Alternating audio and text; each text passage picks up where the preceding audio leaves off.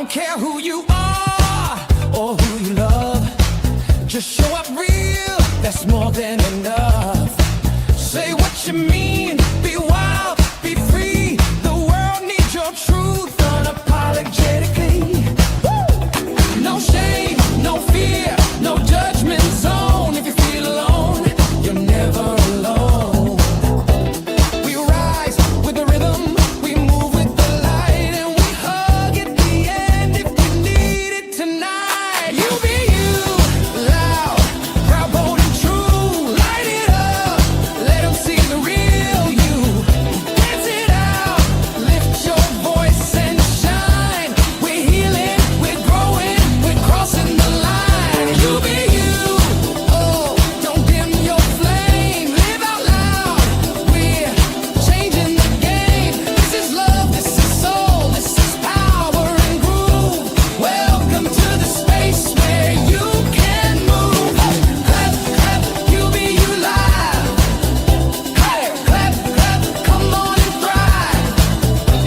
No fakes, no fronts, no filters tonight. Just real love, real talk, real life in the mic.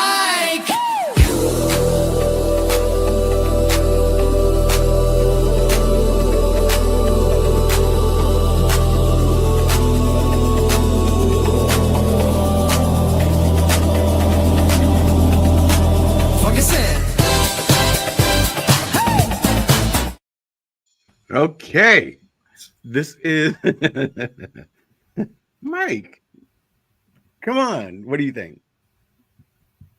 I loved it, actually. Loved. I loved it. So I told you it was going to cut off at the lull. So I cut it off maybe like a second too late. But the outro starts with the dun, dun, dun. So, it's a pretty funky beat. And it talks about, why we're here in the middle of the song.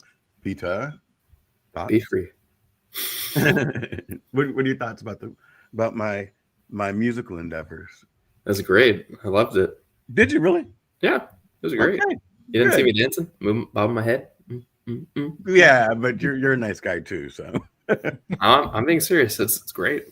welcome everyone to UBU Live. I'm William Rochelle, and you can call me Bill. Today's a very special edition. I'm joined by two powerful, thoughtful men, Peter Mulfler and Michael LeBlanc. And I've known Peter for a while now, and I just get tongue twisted whenever I say your name. So forgive me. So if anyone wants to know how we got here, I'm going to tell you the truth because we are always honest. I think Michael and I were probably both very tired. We're at Go Brunch, and Peter was revved up on whatever type of power drink he was taking, and we said, "Hey, let's go live on Wednesday." And then Michael said this morning, "So what are we talking about?" Is that how you remember it, Mike? Yeah, pretty much. Well, because we talk about between you and I and the rest of our clan, we talk quite a bit, going Well, back let's not and use the word forth. clan, chats. but go ahead. Okay, our group, our tribe. Okay, there you go. And of late, we've had some late night Go Brunch activity, and so all manner of fun things come up. Yep. Absolutely. And before we get into the topics and everything else, I have a couple of things. First of all, do you want to tell everyone what Go Brunch is? I'd never heard of it. It's kind of like a coffee shop. Yeah, Go Brunch is Zoom on steroids, is what I call it, because it allows you to be immersive. So you can have mostly AI generated rooms. And then in essence, a room can become anything that you can make in a website. So including embeds, tools, calendars and calendars of events and such. But the biggest thing for me is It's just so immersive. And particularly after you're in the room, they're the screen that you create is called a room, and Right. then rooms can be part of a space, and so and you can share you can share your spaces and stuff with your friends, or if you are running a business, you can actually run your business out of your rooms. So you have voice and video, and now better text capabilities. So I'm kind of excited I'm a community builder, and I think it's well on its way to becoming maybe the next great thing in community building. That's interesting. I'd never heard of it until recently. How safe do you think it is? I'm always leery whenever I go to new sites. I haven't. I actually want to hear what security testing as a security maven. Right. I would be very interested to know what security. Now the I think just from a general security perspective, you have to have the link. It's not really open to the internet unless you have a domain and you set it up that way. But mine aren't. So that perspective, I call it security by obscurity. Got it. Okay. But I would like to know, like, they're trying to build in so you're going in and out, Mike. There's some level You're of like- security there. Yeah, you're going in and out, like you're freezing up. Are you seeing that, Peter?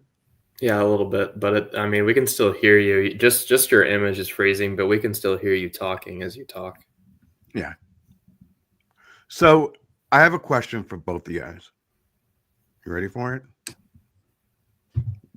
I don't know if Mike's ready. Mike is not. Mike, did you faint? Did he die? Sorry, I'm just trying to do it. Can you hear me? I can hear you now. Yes. Okay. Hopefully that Daniel, we're talking about Go Brunch, or we're. Yeah, I don't know if he knows Margaret Martinez or Richard Lowenthal. Richard's the creator of it, and if you know him, he can tell you all about Go Brunch. And who's Margaret? So Margaret was, at least she's one of, I forget what she referred to herself as, if she was like one of the, like, I don't know, Mike, if you can shed some light, if like he has like people that like try to promote it, or like representatives. I don't know if you're familiar at all, since you use Go Brunch more than me. Like a Go Brunch Yeah, influencer? She's an influencer, and then she's also worked with Richard. She's broadcasted something called, she calls the Jam, and so she plays music. But that was sort of a co-produced project between Richard and Margaret. Yep. All right. Here's my question, and I don't want either one of you guys to answer until I say 3, and then you both answer at the same time. You guys get it? Got it. All right. So, one of your best friends says, I have a secret to tell you, but you can't tell anybody. They tell you the secret, and it is super juicy. You're just like, oh my God, why would they tell me this? Because this is like mind-blowing. Is it okay for you to tell someone that doesn't know this person, will never meet the person, and you omit their name? 1, is it okay? So this is a yes or no answer. 1, 2, 3. No. No way. No way. You would keep it. You're like a vault. It's about trust. Yeah. Okay. And Yeah. in security, we have something called need to know. And if I'm engendering a trust relationship with you, regardless of who knows who, Right. first of all, you don't know that, because God only knows who's talking to who. and it can get out in ways that you never thought or intended. So I would say no. Okay. And for what reason would you say no? Yeah, I mean, same thing. Trust. I mean, if you want to build trust with people, the last thing you want to do is start telling secrets that your friend clearly doesn't want you to tell anybody else. Goes without said. Hopefully they will say something, but goes without said. If people tell you a secret, there's no need to say it to anyone else. There you go. Integrity, people, both of them. So, But Mike, Bill, there may be a caveat. The only caveat I could think of is if it's illegal, and particularly if it's Sure. like murder or something. Then no.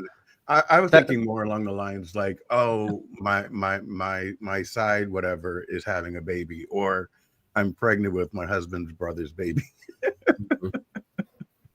And someone tells you that, and you're just like, oh my God, this lady at work just told me this. So Mike, you said you were super excited about today's topic. So yes, what made you excited about it? well, two things. I'm interested in the concept of legal ramifications and changes relative to ageism. Workday? With the Workday.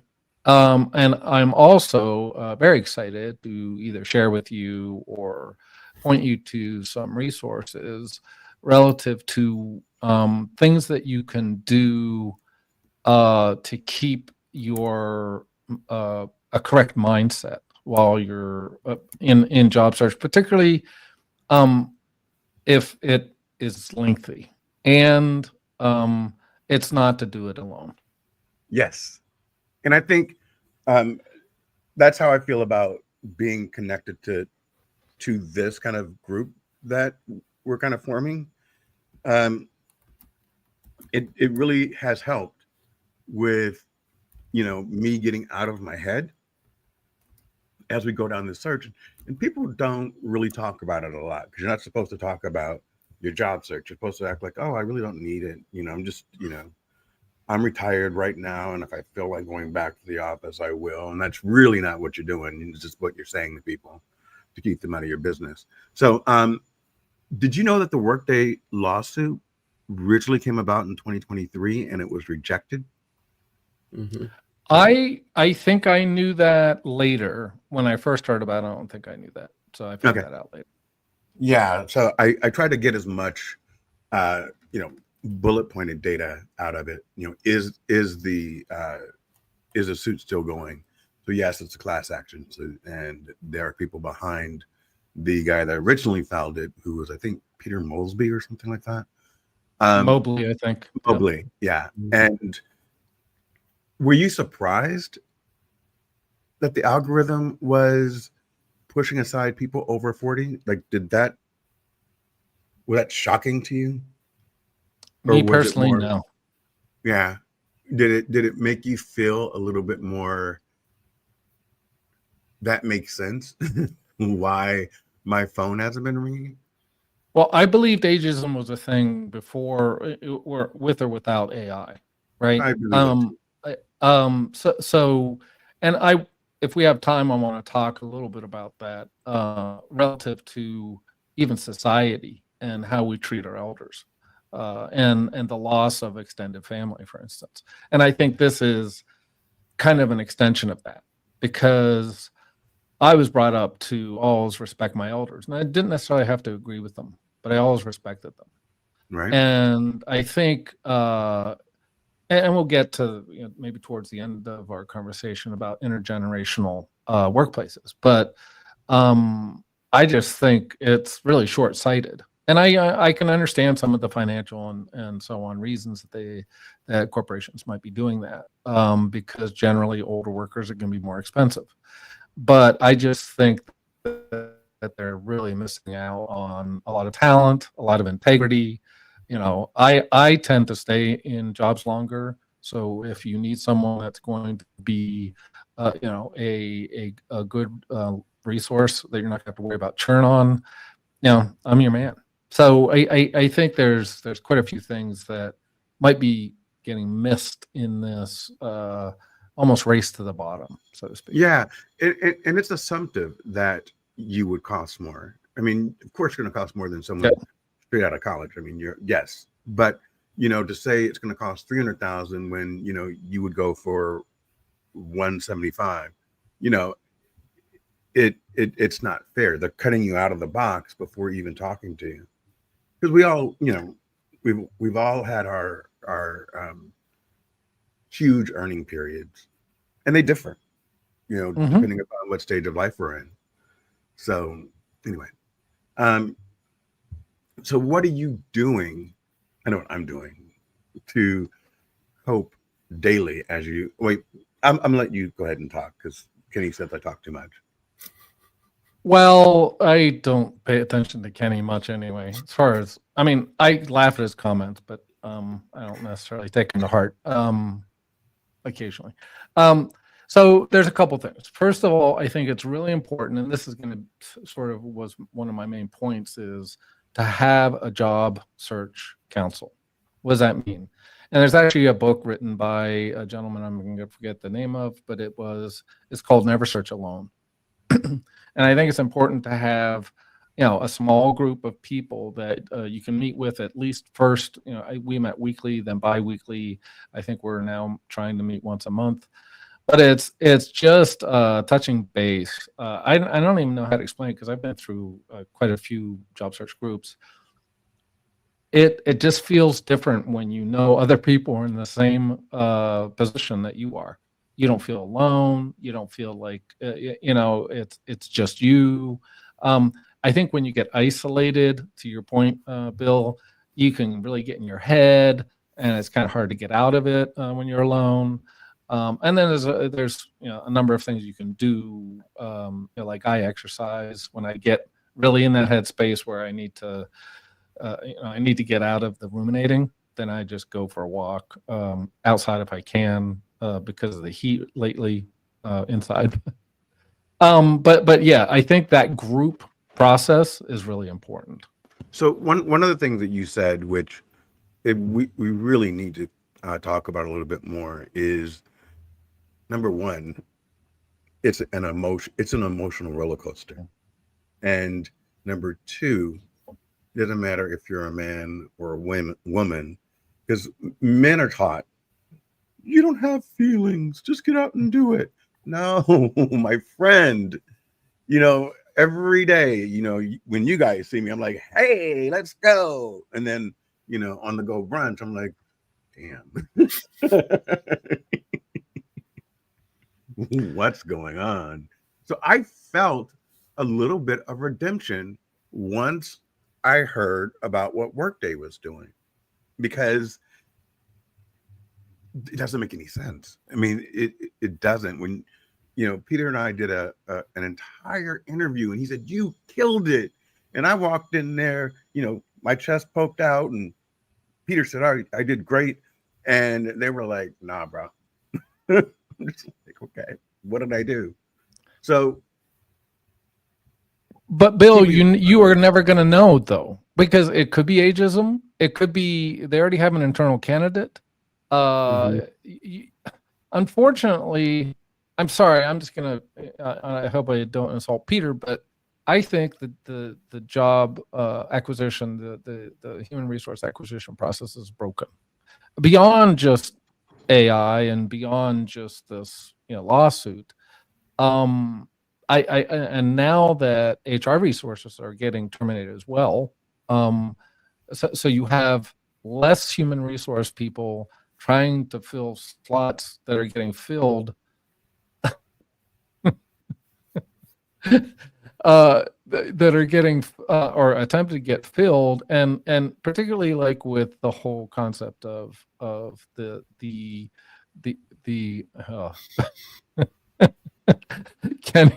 Kenny got me off my train of thought. The ATS, that I think that they're weeding actual viable, probably better candidates in some cases that are never being seen because of the ATS.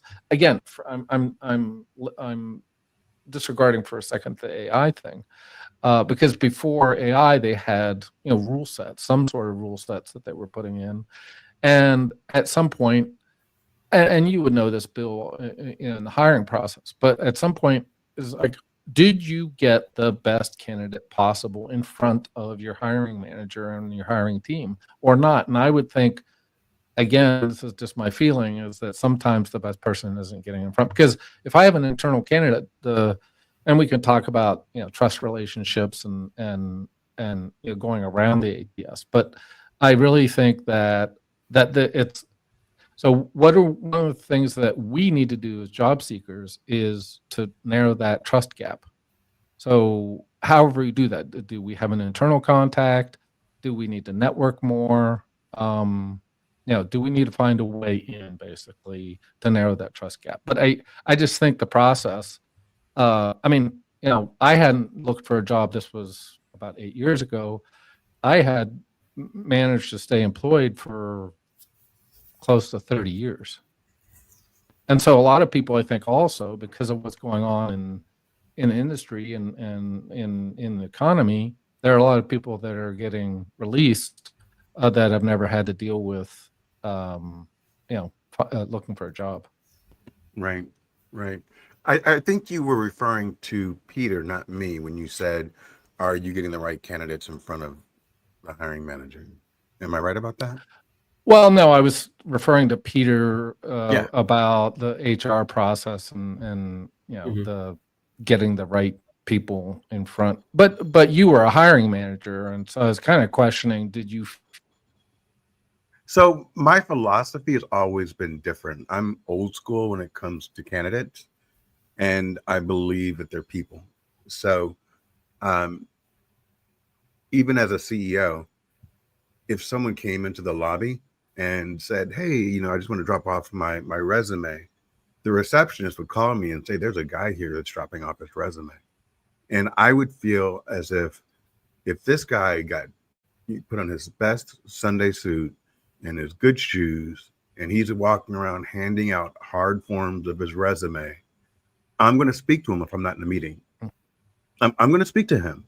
I'm going to tell him to go online and fill everything out, and then reference, me, or reference Kelly or somebody in the notes so that we have a record of it.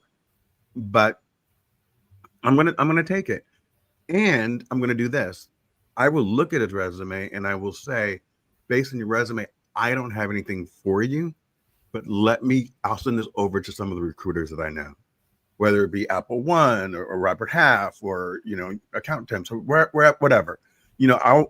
I always had at least a temporary account, someone that could place you while you're looking for a temporary job.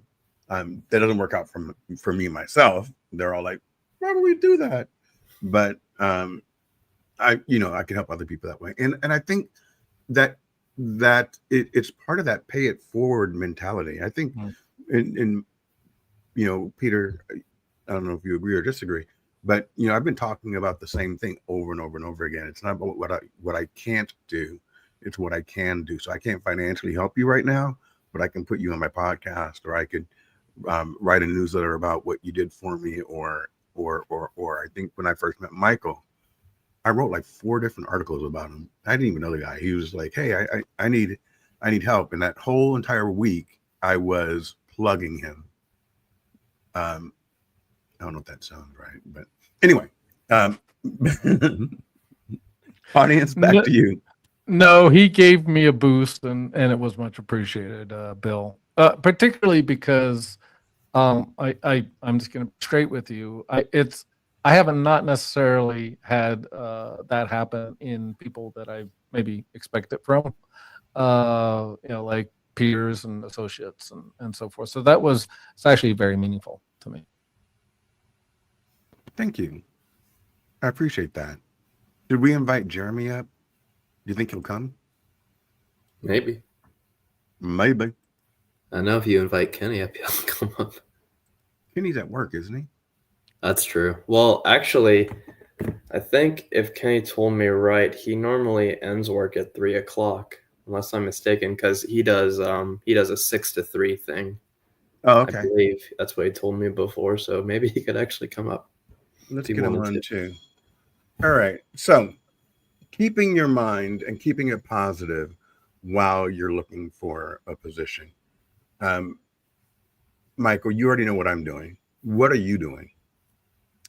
Well, I've actually I've been through a number of things. So I went through the Never Search Alone process, which is basically trying to get you to narrow what you can do. So you come up with what they call a candidate market fit. So you look at kind of what you want to do, and then what you can do, and then you actually reach out to recruiters and find out, what they're looking for. But I've pivoted again into a concept around the ICP, and really, I actually changed my LinkedIn profile. Okay, so you have to go back. What is an Yes. ICP? I always you remember what it is.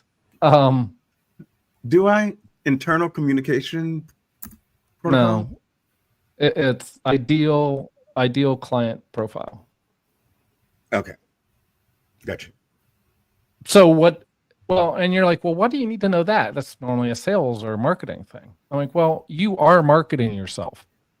So, and I found that helped me, including the use, believe it or not, of ChatGPT, because it understands what an ICP is. And I said, I'm looking in the MSP and cybersecurity boutique consulting realm. Can you give me an ICP? And it created one. And then I have, so when I'm writing articles now, well, it's always about cybersecurity, but I try to, narrow those a little bit into that space. And yeah, so that's been helpful to me. And then I'm very active on LinkedIn. I'm doing podcasts. I'm also doing mentoring, and we can talk about giving back. Well, Bill looks at his. No. The whole smartwatch thing is terrible because it dings, and then it's like Pavlov's dog. So I have to take it off, or I'm going to look at it. I'm sorry. Mhm. Go ahead. No worries. I just thought I thought I was going on a little long, so No, shut up. not at all. Not at all. Go ahead. Well, and so I the mentoring and giving back really helps. And then just the idea when you're networking to give without any thought of getting. Yeah. I think just engenders a better networking interaction, basically. And to be honest, at this stage, it almost comes naturally to me because as you get older, you just want to be able to share. So Yeah, I agree with that. And how are you giving back? well, like I said, I'm mentoring. I'm doing presentations on cyber. But Okay. my mentorship mostly is people coming either pivoting from another well, actually most of them are students. So they're joining, the workforce for the first time, but some number of them are pivoting from other jobs. So I just reposted a job that that I would have liked for myself, but felt like it was in an area that I wouldn't want to be. And I felt kind of weird about it because I need a job, right? But I'm not right now ready to move. So I help by pushing things out there that I think someone else might want, even though it might be something that's good for me. But I'm not moving to San Antonio. I mean, it's not in my mind scope to move to San Antonio. So it's better to give it to someone who is in San Antonio that would love to be in San Antonio. Are you forwarding over things that you find that don't specifically like they kind of suit, but they're not perfect? Well, I don't. The short answer is yes. I tend to do that in, like I'm in ISC 2, which is in New Jersey, so I tend to do that locally. But the other thing I do on LinkedIn is I repost for reach. Not even necessarily jobs that I Right. have, but other jobs. And actually, my highest impression post is actually a repost for reach. Yeah, I do that all the time as well. Peter, Yep. so how is your job search going? And I want to keep it positive, but I also want Sure. I want to be honest, right? So how's it going for you? Sure. I mean, ups and downs. I am still getting interviews. I mean, I interviewed with Southwest this week, Southwest Airlines this week, and Good. then I also interviewed with a local company to me in Hazlet that I'd be recruiting for field positions like HVAC and plumbing people. And then I also interviewed at a place called First Cash, which is a nationwide pawn store retailer. So getting positive movement. So not nothing in my pipeline, but it is something, and still technically in consideration for an opportunity with Microsoft, and another with Bell Flight. So have a couple things going. It's one, but got to make sure I make sure to keep my recruiters that are interacting with me on game, because they're not talking to me like they should have, because I am a recruiter. I know what you're supposed to do, and they're not necessarily doing what I want them to do.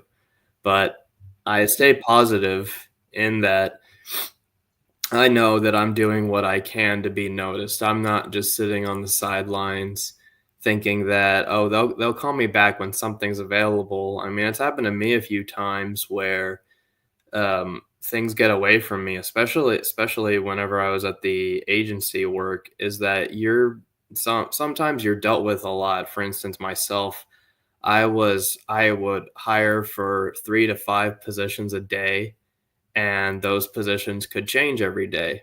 So somebody that I could have needed to speak to about something, I could have forgotten about it because I'm supposed to push to these other jobs, and my manager gets after me because they're saying, well, why didn't you put as much effort into this? Well, because I had to talk to a candidate about a position that I was doing a couple days ago. I'm not just going to leave them in the dark.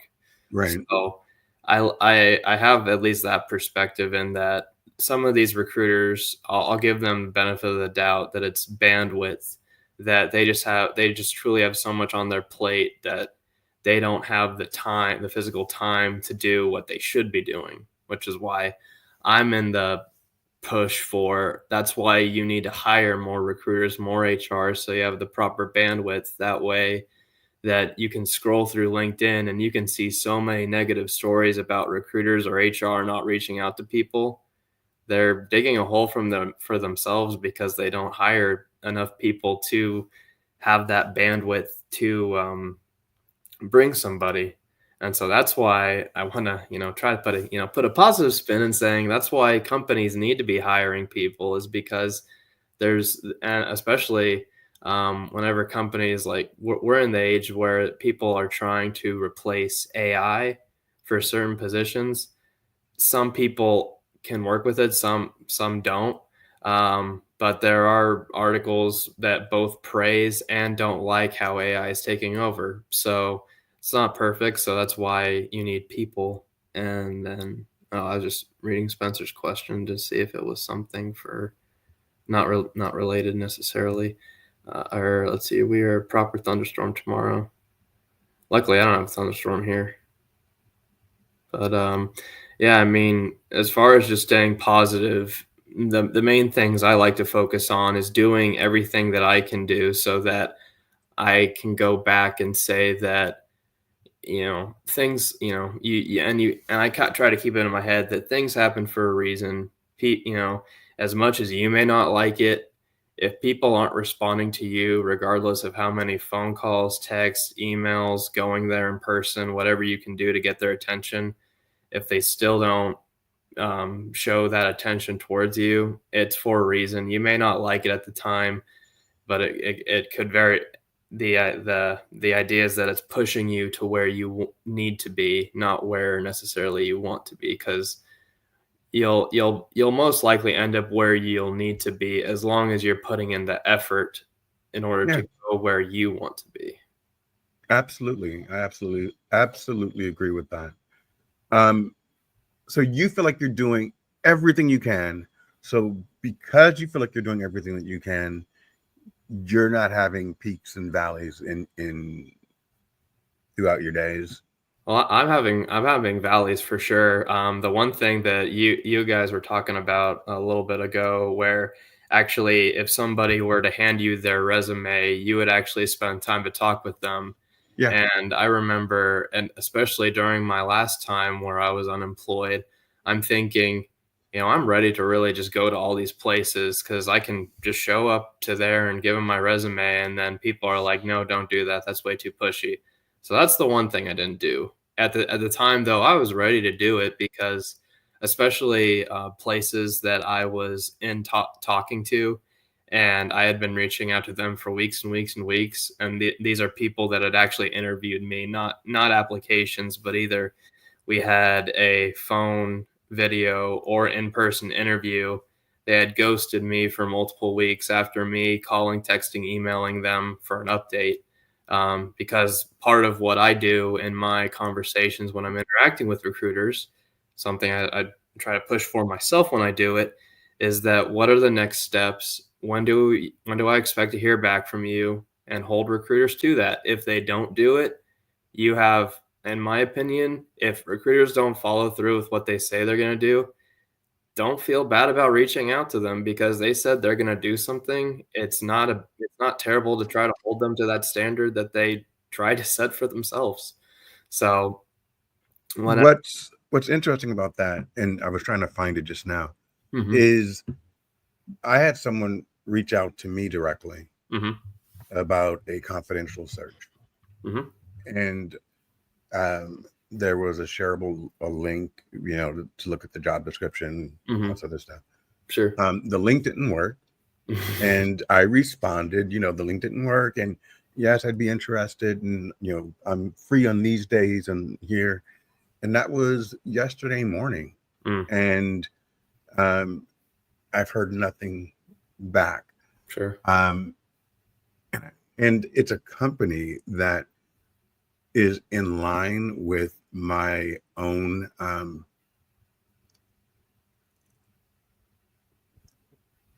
passions.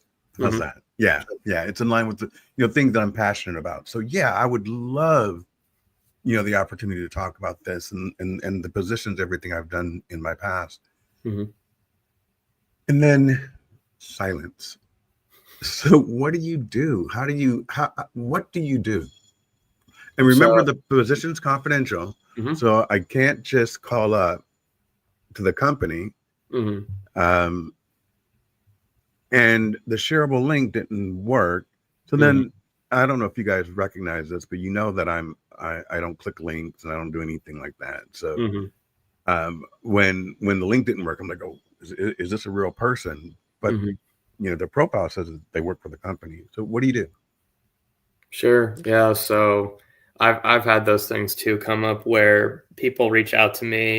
If I ever see a link on something, I immediately do as much background information as I can about the person on my own. So looking at their LinkedIn profile, seeing how legitimate it is there something weird about their work history or any of the posts they're doing, number of connections, number of followers. And then I do a Google search about the person to see, do they actually come up? Is there any type of history? But then as far as like contact information, maybe you'll get lucky and like all LinkedIn profiles have that contact information. If you have that chance, that's great. Most people don't, but if you do get lucky, that's a good way. But then there's also if you like if there's a position that like you really want to push, you know, I haven't actually gone through with it, but part of research is that if you type someone's name in, you are given these sites that supposedly they have your phone number, your address, emails. If you've ever entered anything on the internet, supposedly these sites have it. You have to pay for it, of course. I've never tried it. If you sometimes some sites would give you some stuff for free. Like for instance, I actually did go. Like people reached out to me for a Walmart opportunity. So I did a little bit of my research. I was able to get like some free credits on Zoom Info, and then I was able to find at least their work emails that I could email. And so that, you know, when I wasn't getting responses from them on LinkedIn, at least I found their work email, so I could actually email them, and they actually responded. But I mean, if after you do all that, checking their legitimacy and everything seems to be okay, and if they just don't respond back to you, I just take it as it's their own fault. I mean, if they're actually some legitimate person and you respond back and they don't, you know, there's only so much you can do. And of course, even though in that situation, even if it is confidential, I personally would still reach out to the company, because if this is actually a scam, then it's actually not too bad of an idea to let them know that, hey, someone's scamming me, saying that they work for you guys. They sent me a link for a job at your company. It's not working.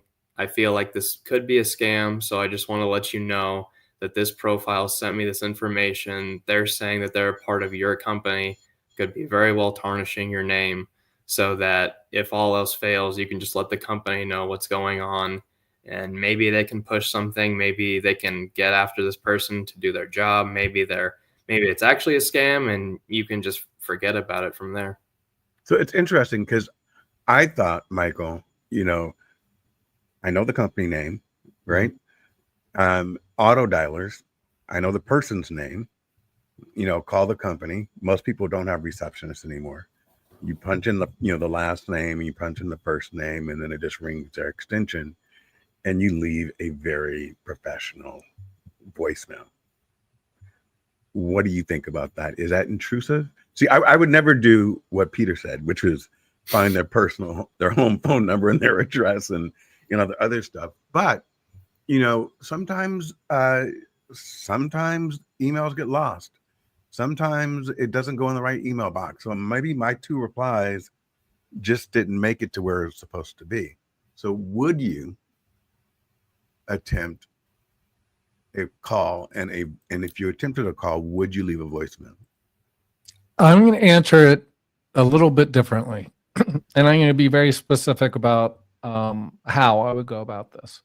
So there's a site called Hunter.io, and Hunter.io will give you, for any domain that you give it, meaning if you know what the domain of the company is, which you should, or you should be able to find out relatively easily, then you just go on there and say, what is what's the format? Is it first initial dot last name? Is it first name dot last name? Whatever. And you should be able to actually get a viable email. So I would start with email. And in Peter's case, I want to sort of think up with Peter, because I think this is absolutely worth mentioning, is there's a lot of scamming going on LinkedIn. And well, there's a lot of scamming in general, because so many people have been relieved of their positions. There's a lot of scamming going on. I followed it, to Peter's point, 0 connections, 0 posts. I'd have to look to see how long they've been on, but the chances are I'm just going to pass. I'm going to pass on anything like that. So there unfortunately there's a lot of scamming going on. But once you've gotten past to done, you go ahead. Stop you for just a second, because you are in cybersecurity. Yep. What's the scam? So having someone reach out to me, what would be the scam? that there's no job, and Yeah, and but the what are reason, they what are well, they getting okay, from you if they're not your responding? information, your phone number. They've gone so far as to demand driver's licenses, for verification. I will not give out my driver's license or my social security until, in essence, I've been hired, and I Yeah, have to yeah, I fill wouldn't either. out onboarding. But people again, Bill, when your runway is short, right, and you don't have a lot of money, yeah, unfortunately, there's a lot of scammers out there that are going to take advantage of that. So they're But if scraping you don't for have, data. but if you don't have a lot of money, what are they getting? Because they're Well, your going after information. unemployed Uh, people. So Yeah, but you they're know, getting your information and then they're okay, reselling it, right? okay, And then the other thing, to your point, um, there's very sophisticated scammers that actually have you believe that you've been hired. They say that they're going to, I'm trying to remember exactly how this works, but that they're going to put money in your account. You use that money to buy um, stuff. buy stuff, buy like a laptop, and then it turns out that that's a fraudulent money transfer or something. So there's Yeah, some very sophisticated scamming going on as well.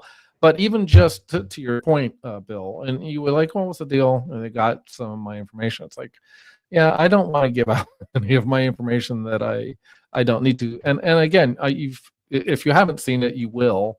That a lot of times they're going to be asking for social security numbers or driver's licenses, yeah. and they can use that, sell it, resell it. The other thing that I've actually been hit with a fair amount, I do not give my personal cell phone number out. I have a Google Google number, number. and I would Yeah, highly recommend people do that. And then you just forward that call to your cell phone, so it acts like like a proxy. Highly recommend doing that. But even though I haven't given it out, I'm still getting scams for jobs. Like, we have a job for you. I'm like, you don't have a job for me because I don't accept it on this channel. yeah. The only channel I accept stuff on is either LinkedIn or the email that I use for job search. That's it. Got it. Yeah, even my email addresses, everything on my resume is even different than what's on LinkedIn. Only because I know that if someone emails me for a position, it's something that I've applied for. If it comes through my email associated with my LinkedIn, I can still respond to it, but I know that if it comes through the other account, which is only about jobs, it's most likely something that I've applied for because it's not a public email address. Does that make sense? Yep. I have what I call throwaway accounts. Like when I do shopping or whatever, they require Right. they require you to give an email. So I just have a throwaway account that I use for that. Yeah, same thing. Yeah. Same thing. So Jeremy, are you gonna come up? Just asking for a friend. Let me see. I had a couple of different things. So right now, Workday has 40 people who applied, applicants 40 plus who applied on their AI platform were denied employment recommendations since 2020. So that's 5 years of rejection of people over 40. What do we do? Are you going to join the lawsuit? I'm not litigious, so I'm not. But what do you think? Well, my problem is I don't know how many of my applications went through Workday. I mean, I know some of them did, but Yeah. how do I know? How do I know that those, my other applications that I applied to didn't get funneled to, behind the scenes to Workday, and then get thrown out? I don't know. I think, Bill, I think the other thing that's important is the bigger idea is important, and that is ageism.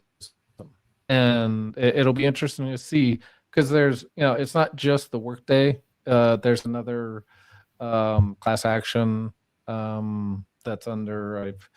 I'm gonna forget the name, but I can never get this right. Anyway, there's another class action under I don't know if it's California. Anyway, I'm forgetting what it's under, but Good. Sorry that your memory is going. But I've actually called people. Like a lot of times what I'll do now is I will send in my resume through the applicant tracking system, and then after a week I will send it to the job poster through a direct message along with my resume saying, hey, I applied last week, just wanted to make sure you received everything, and they've told me I haven't gotten anything from you. So there's also that where the system is either in this case I don't even feel like it was suppressing the resume. It just didn't even show. Well, if you're sending it through LinkedIn, chances are, unfortunately, Bill, there's a lot of senior people that are not on LinkedIn, right? So if they're getting a LinkedIn email, they're probably not seeing it. Now you should, you're going to say, no. When I'm applying, I'm applying through their system. Yeah. And then their system is saying, oh, when I email them, they're like, thank you very much. I never received your application through our system. I don't show you in there. Yeah, because how else when I apply, Bill, I literally get a no like within minutes. So that tells me that there's some sort of pre-filtering. Now it could be, and someone was I don't know if it was you mentioning it, but on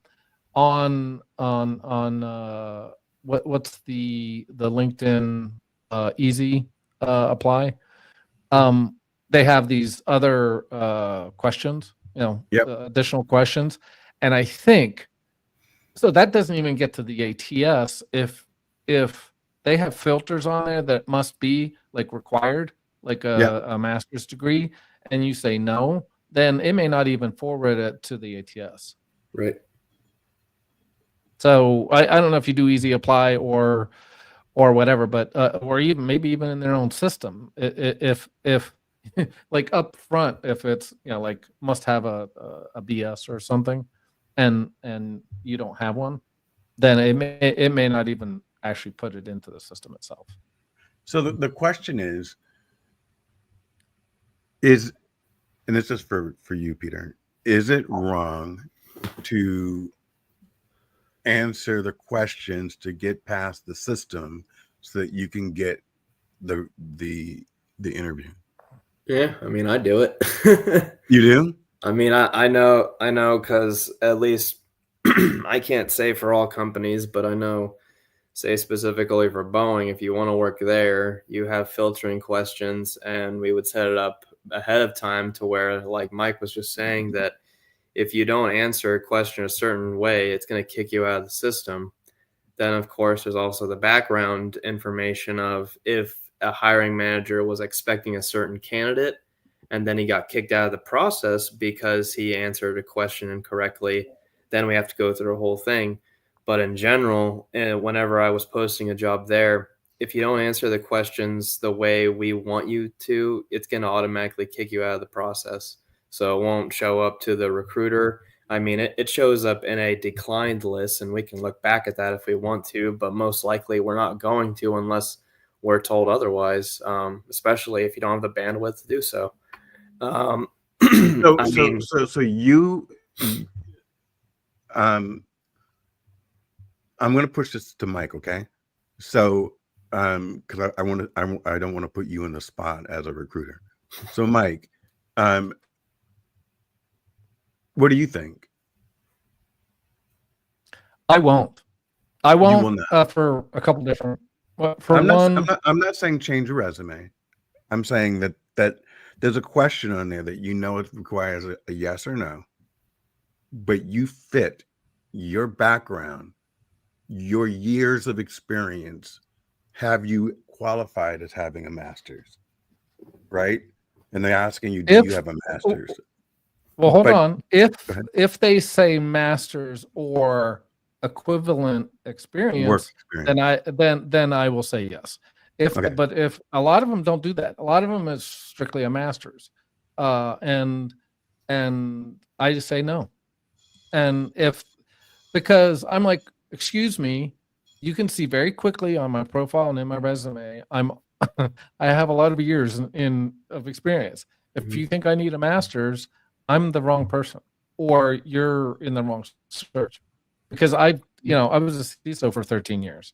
If you Yeah, think I but can't be a CISO, the question is this: you're and I'm not advocating for either one, and that's also why I took Peter out of the conversation. But the question is, they're not going to ever see your resume or your profile Mhm. because the system is set up that if you don't have X, it's going to kick you out. And so, in order to even get in front of somebody, you need to choose something that's going to bypass the system and route you in. And you're I'm saying, bypassing the system, Bill. So I'm okay, going to reach out to Jeremy. Jeremy knows Peter. Peter and Jeremy have a trust relationship. got it. So I know Jeremy. Jeremy, I'm gonna say, Jeremy, buddy, I want to get into Peter's that position that Peter's hiring for. And because Jeremy's I'm screwed. so so Jeremy says, okay, Mike, I'll do you a solid. And then he goes to Peter and because, and this is what I'm talking about, this trust gap, right? Yep. Because think back to, Bill, you're going to be a little different. And I'm just going to say this. I think you're a little more generous and a little more people oriented than a lot of people, including, higher up in the stack. And you can say no or yes. I'm just going to say you are because of what you I said. appreciate that. And, I appreciate that. and I mean, just what you said today about, a guy comes in, hasn't, done the application on the website, but he walks in, you're going to give him a shot, right? So I think so the way I'm going to attack this is to do it differently. I'm actually going to try to find a connection in that company. And it might be a cold call, it might, or a LinkedIn, a warm, I'll look. I call it stealth networking. So I'll look to see if there's anyone I know, or maybe third degree or fourth degree of separation, and see if I can work something that way. Because I just don't think, I think the system's broken. I think the ATSs are not giving the hiring managers the best candidates. I agree with that. Jeremy, what do you think? They're biased.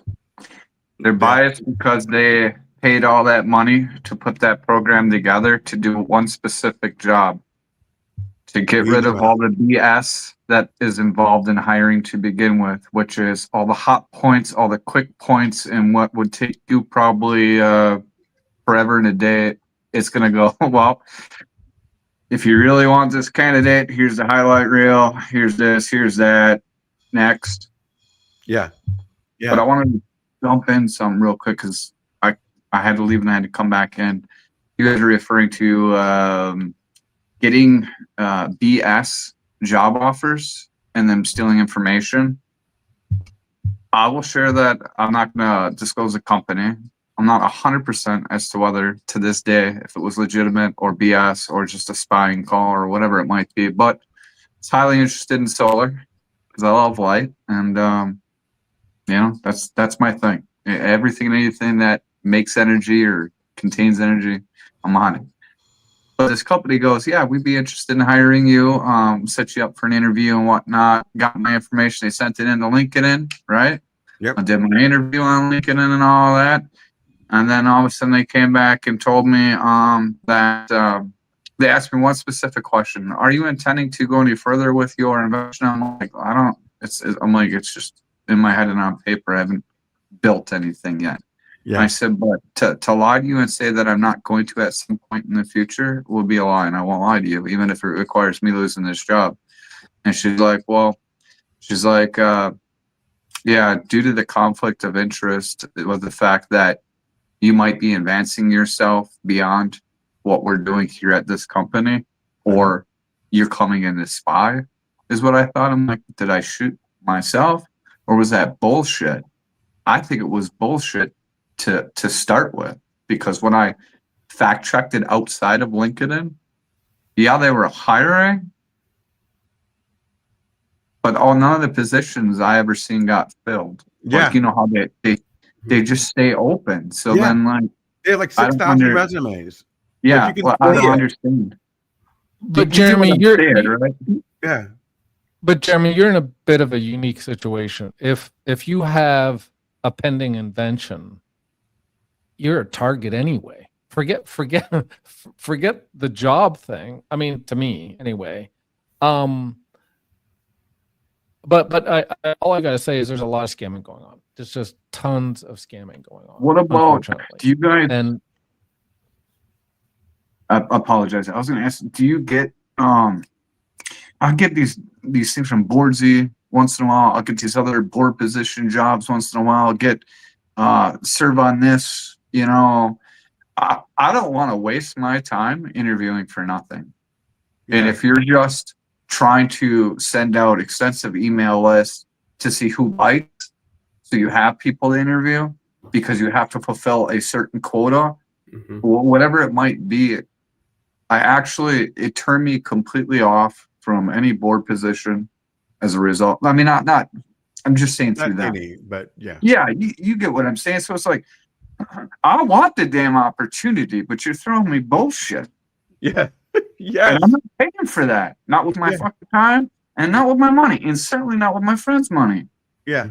Absolutely. Absolutely. So, I'm done. Jeremy, you have an invention? I got lots. You've got lots. So don't forget about me, man. I need a job. So when they come through, Can I share a secret with you guys? That's not a secret. well, you know you're public right now. Yeah, I don't give a damn because it's already public. So since I was 4, I was obsessed with light. When I was 17, I created an invention that would look not similar, identical, but better than what DARPA is doing, which is trying to use the sun, transfer that power from the sun via laser, zim it down to Earth into a substation, which then redirects that power into a useful form to then go ahead and send it all either wirelessly or whatever. I'm just going to say my idea was to do that all by laser. All by laser. No grids, no wires. We're talking just like fiber optics to the computer. It's no different from space. That's been my idea since shit. I don't know. Since the first time I put my hands on one of those really cool fiber optic light things, I Yeah. used to spin around in different colors, little fan. Yeah. When I seen that the first time, I was like, goosebumps telling you guys. Sorry. That's how excited I get. So my brain went crazy. I didn't. Because when I was in Colorado, I talked to effing much to a bunch of people who had money. Probably didn't like what I was talking about because, well, they were on the cusp of coming out with it publicly. Yeah, and so, like, I didn't know that all these people were competing for the same crap. And I'm over here just talking on LinkedIn, right? Just getting people excited, but not really being forthcoming. And now I'm seeing, like,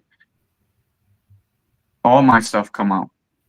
It's like 30 years, some of them, and 20 years. Like, I know the dates for specific inventions that I've drawn, but they're just ideas on paper, like a lot of them, because who the hell has time to invent thousands of things? So what I do is like a computer. I make a little picture box and refer back to that picture, and that picture is my whole entire invention. It doesn't have to be the whole invention. It's just a little fragment that goes, oh yeah, there it is. Are you a savant? Ooh. I'm starting to think not, but with inventions and ideas, I'm gonna say the Rain Man. No Okay. bullshit. Because you're talking about 30 years. So 30 years ago, you were like 10, right? Yeah. So Well, that longer than huh? Longer than that, I'll be 44, but it's close enough. It doesn't Close matter. enough. Yeah. And you've already, you had these drawings at 14 of what you thought certain things can do. And these I are was things that going you're describing that normal people wouldn't even consider, right? I mean, beyond that. I just want to get with the right people. That's all. It's the whole reason why I came to Lincoln to begin with, is to be found, not to be a star, not just to be a human being who loves on people, who has really creative, unique ways to solve problems. Just looking at it. You're And such a good guy. what's great about me and what I love about this kind of a situation, my dream was to be sitting in a room with a bunch of people one day, just like me, or similar, or have like abilities that want to contribute or maybe be a part of. There won't be enough Shark Tanks for me. Right on. Like, Right for on. real. Like, so I want to share. So like, I want to eventually get there. I've been a troublemaker, most of my life. Like, I've had a shitty life. I am only realizing the fact that I have been the biggest brick out of all the bricks that have been thrown at me, no matter how horrible they have been thrown. And so to rebuild yourself up after that and being attacked, getting thrown off a damn mountain, getting shot at, and all these people dying, all these crazy things, listening to a voice that doesn't exist to others, but that voice allowed me to save many people. And if it wasn't for that, dude, I would have never left Wisconsin. I would have never left my comfort zone. I would have never had the courage to go beyond paper to creating an actual prototype, which I'm capable of doing. It's just some of the things that I've come up with.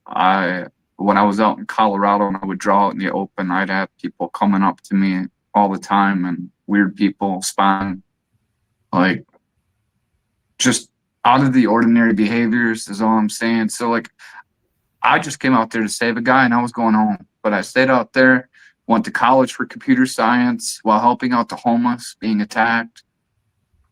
Like, Why were you being attacked? Oh, well, I decided, I could have basically just not have been homeless. I chose to be homeless. My fucking truck broke down and I wanted to make a damn point, and I figured it was like, if these people don't have a right to live, what the fuck does anybody else have a right to live either? Whether their circumstances put them there or not, whether they're choosing to be pieces of shit or not, I guarantee if they had the right choice, they would choose differently. But because they feel themselves, they didn't. I was the guy, dude. The guy was like, go. That one, that one, that one, that one, that one. Just nonstop. 45 people in total before I left Colorado. So what I'm saying is that I went out there. I left a note for Elon's brother after being approached by his friends of the family. And I didn't know none of this, by the way, before I left this note. And I just said, one day I hope to meet your brother. I said, I'm not asking for favors. I'm not asking for anything. I just have an invention one day that would make what he has with the Model 3, make him absolutely to not be able to be competed against. So eventually, like, I left a note just saying, hey, this is my information, my number and whatnot. And then I even purchased a beautiful dinner at his brother's restaurant, only upon learning after his friends, kind of like sought me out of the community. And then, I don't know what the hell happened, man. It wasn't my plan, man. I swear to God, guys, like, my whole life got thrown in the washing machine. Like, I had just conquered 90 days straight of getting off methadone with just marijuana, because the medication they gave me didn't help at all. Nothing. I was going nuts. And imagine getting off doing that, you guys. Imagine God going, yeah, pack your shit up. You're going to Colorado. It doesn't tell you where.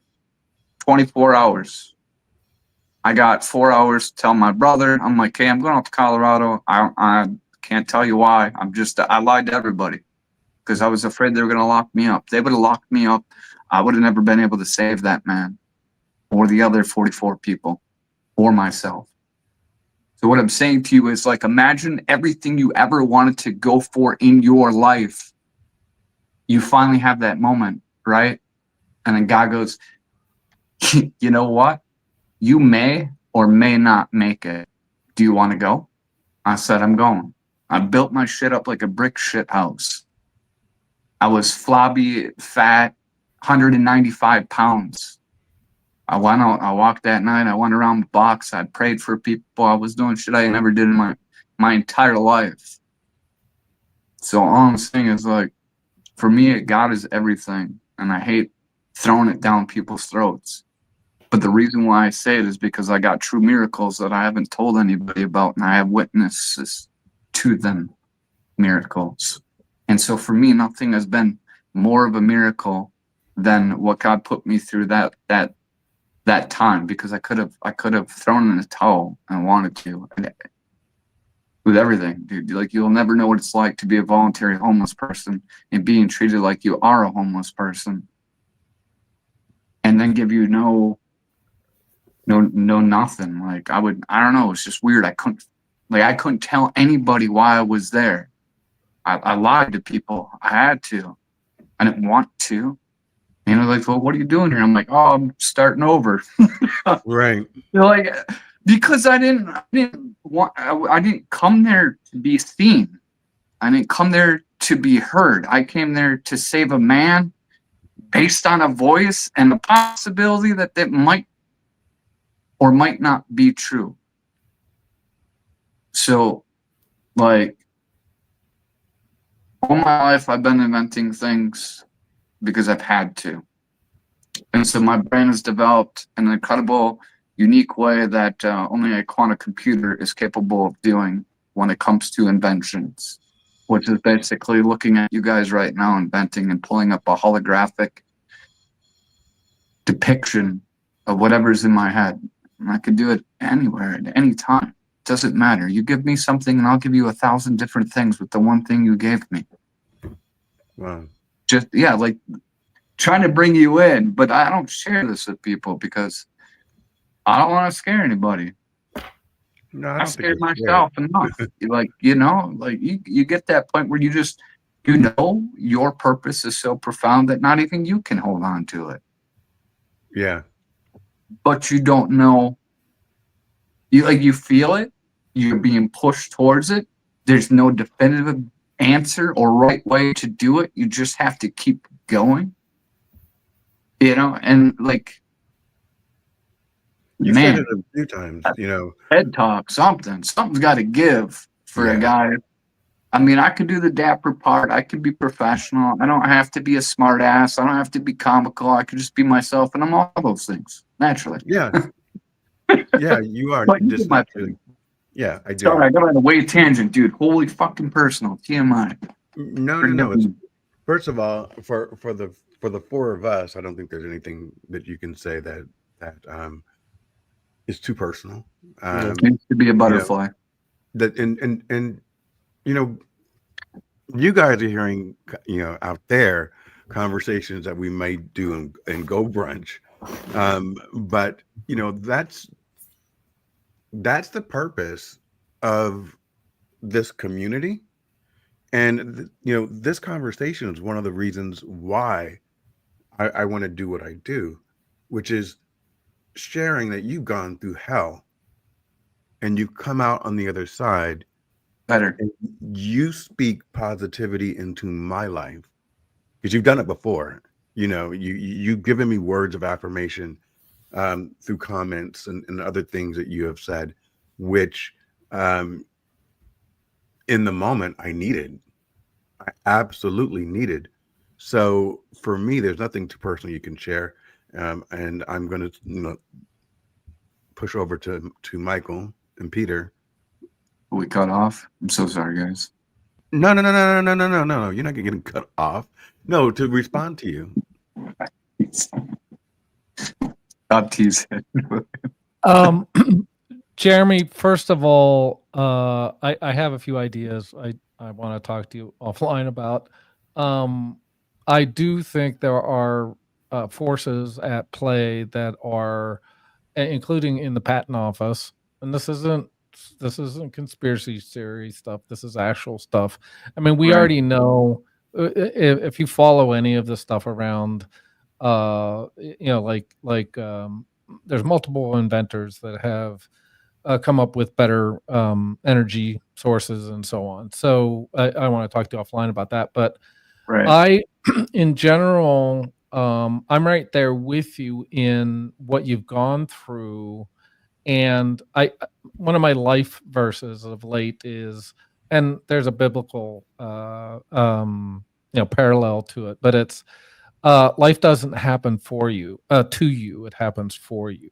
Well, what do I mean? Well, when you're going through trauma or you're going through whatever that you went out on faith that you were going to help someone, and then you see the adverse reactions that you're getting from the public or whoever, it gives you empathy, right? And so the trauma that I've gone through in my life, I believe I went through to give me empathy.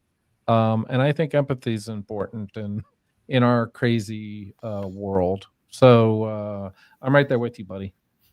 And I also think, Jeremy, one of the things we spoke about earlier is, as men, we have 5 men here. We don't often talk about the perils that we've gone through. We keep those war wounds to ourselves. And right now, I am on my journey of healing, which is why I am so open to sharing my life and sharing what I've gone through, and not being ashamed of who I was or who I am. It's hard to be authentically you, but it's beautiful to be authentically you. Hey, Kenny. I was gonna say at some point. So, like, I don't like to go back and forth with God, but I'm telling you guys 100% the truth. Like, I'll look anybody in the eyes all day long and never change my story. So he has absolutely profoundly changed my life to the point where I don't recognize my old life. And so it is so hard to accept as a human being that I was capable of such failure. Like, and not failure in the sense of like doing things that I would never do today. And, never doing them today, and I could have never done them before. And so you would get caught up in the sense of like, man, I helped all these people, but I did all this stuff. I got myself in trouble. But through all that stuff, I was always helping people, always putting myself in positions to save people who couldn't save themselves. And so, like, I'll share, I did time for something I didn't do because I seen that the individual was going to hang himself before he ever even cuffs ever got on his hands. I never told him. And here's why I believe these things to be true, which is the reason why I've done some of the things that I've done that I wish I hadn't done to save the people I did. But God saved me, and he didn't ask me anything. And so I only responded. And I responded because I had wished I was aware that God was saving me when I was feeling like nobody was saving me. And it was because of those trials I was able to see the errors and the lessons, whereas while I was in it, I couldn't see none of that. All I could feel was the pain, the shame, and the remorse for my actions. But, it's like having so much shit in your life, and then you have to rewrite it all in your head. And so when you come up to an old situation with your new thinking, it's whatever's most powerful in the moment. It doesn't matter if you've been practicing 20 years, you need to practice every damn day. And so for me, we're like, I don't know if you got picked on in school. I got picked on in school. I got picked on in adulthood, where it becomes physical. Your necessary need to respond because you want to also be aggressive back. Makes you just like the same person. So you're not doing nothing for yourself or them. And eventually you are going to make it worse. So like in moments like that, so it's like maturity, you know, but these things could have been taught and demonstrated in a way where a guy could have bypassed all the bullshit, and I could have been where Elon is right now. And I feel comfortable saying that with 100% conviction, because if I wasn't in prison in 2007, or sorry, locked up 2007 through 2011, I would be where Elon is right now. Not in rockets, but most definitely in cars, renewable energy. Like, I got things that I'm watching that I've created come out through other people, and knowing that you're right, and knowing that like God is like, you have this power, you can do this, but I know it sucks for you to have to sacrifice what you want, but this is what I need you to do. And so, and then, you know, you got your life, and you're going, well, shit, this looks like nothing I wanted to do. But trusting that, but also having the ability to go either way and change your destiny in a moment in the hands of the right kind of a person, right? And it's not money for me. Money doesn't motivate me. I'm more excited about what I can do with the things I can create that will not only just generate more money, but people can use it. It's not just, you know, like, I could go on for days, you guys. I'm just going to tell you that everything that's happening right now is not a surprise to me, because if I don't come up with it, God usually shows me. And so either they got me hooked up to some fucking shit, or I am who I am. I'm not God. I'm just a human being, by the way. Mm-hmm. But everything he's told me has come true. Everything he showed me has come true. Everything he told me to do, it was never a lie. And everything that I didn't respond to cost me more than it would have cost me to respond. And so this is why I act while others are like, I don't know. It's automatic with me. Just like it was in Colorado. I showed up, befriended the guy, asked him to take him out to eat, get him off his ass, get to know him a little bit, get to know the community. 20 minutes later, I'm saving his life. But I knew at the moment I met him that was the one man I was going to save. I didn't know how. I didn't know why. He didn't look like he was in need. Seized out on me. I forgot my brother was there. Like, it's hard to describe these events to people because I don't think it's extraordinary. Like, it's a part of my life. What's not extraordinary is the fact that I've hid it from everybody all my life because I thought I was weird, different. You know, like, these things are not cool to talk about. You know, God's great to the right people. You know, Jesus is real to some, but not all. You know, and so forth with all religions. It's just it's a shit show to tell the truth in its rawest form, whether people like it or not. So I will say that I have done more good in my life than I have done bad. But I'm saddened by the fact that I see the generational curse upon our younger, you know, everyone's children, you know, who have them. I see the same shit, but I see it escalated in a way where it's with the time. Like, the shit fits the time. Like, so I'm very good with patterns. Mm-hmm. So when these things happen, you know, whether it's your life, my life, or anyone's life, I don't know. I know what to do. And if I don't, I'll find somebody who does. Like, I don't just leave somebody hanging. Yeah. Unless I think that, you know, you get it. Yeah. You could tell real from real and bullshit from bullshit. So yeah, for me, most of my life, I've had to avoid people because, unfortunately, it's taken me a long time to come out of what had happened to me. And then, like, I started my business, and then I got shot at a month later.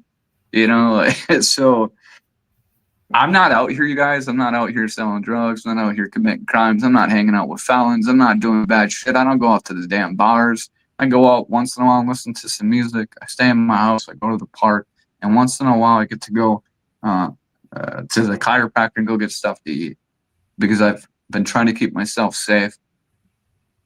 Because whoever and whatever obviously didn't care so much the fact that They made it obvious. And so I don't know, to this day, you guys, I don't feel like I get to be me. I don't feel like I get to be me because of all the shit I did in the past, and people won't drop the past to let me have my future, so I can give them a better future than I gave them in the past. Do you get it? So I it's get like, it. how would I you know 100% get it. But if you were Elon? One sec. If you were Elon and you had all the money in the world, and would you keep it to yourself or would you give it to everyone? I would give it to everyone. Knowing, yeah, why? Because you know you can make more, Yeah, right? yeah. And I don't need that's another the end yacht. of the story for me. Yeah, I don't need another yacht. But I do need to say this. Yeah.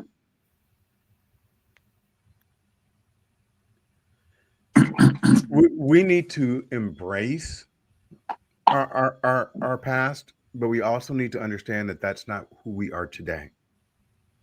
And so you, my friend, are loved, and you are worthy, and you make a difference in other people's lives.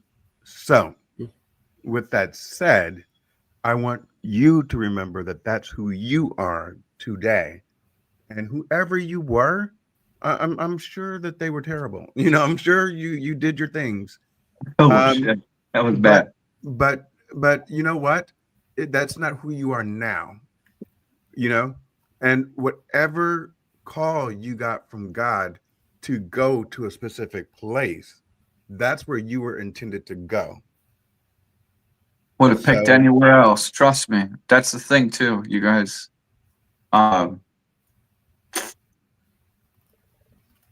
just like I don't know where everybody's at with it, but like when you're called, you're called. And there's nobody to argue with but yourself. And so it's like I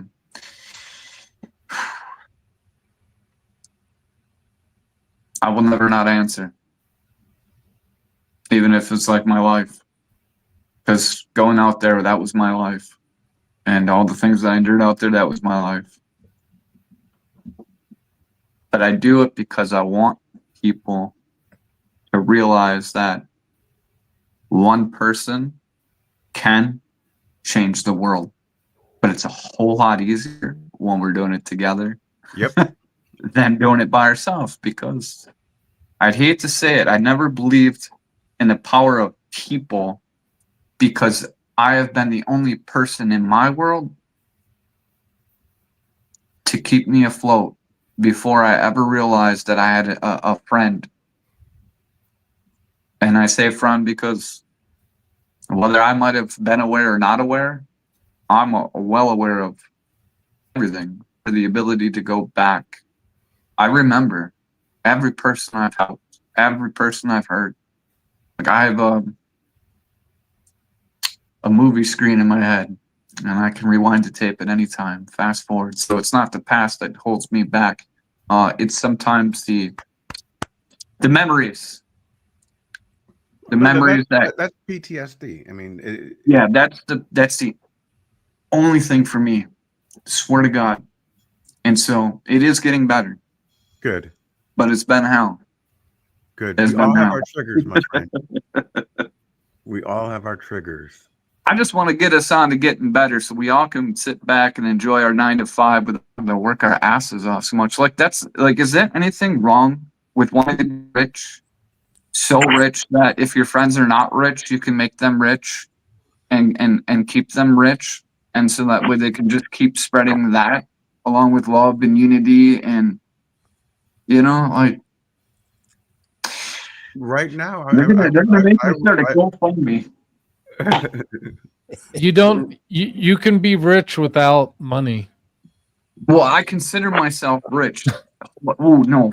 Why do you do this to me? Let me finish. I consider myself rich, not in money, but in all the things that money has never provided for me, and nothing I could buy with it that would make me feel anything different than what I feel right now, which is grateful to be alive.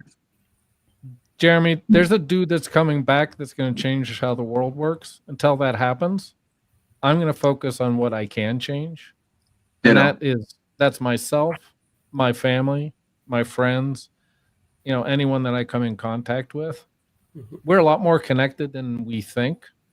I believe both, from being imagers of God perspective, but also just in reality, I think we're going to find out, through whatever mechanisms, it can. I think we actually are a lot more connected. I don't know if you've ever gotten a call that you know who it was before they called.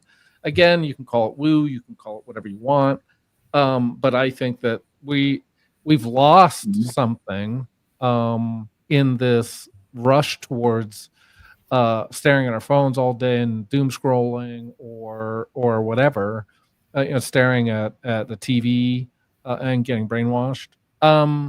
So, what you just talked about, impacting other people's lives, to me, relationship is our telos, whether it's with a transcendent or whether it's with other people. That is what we're here for.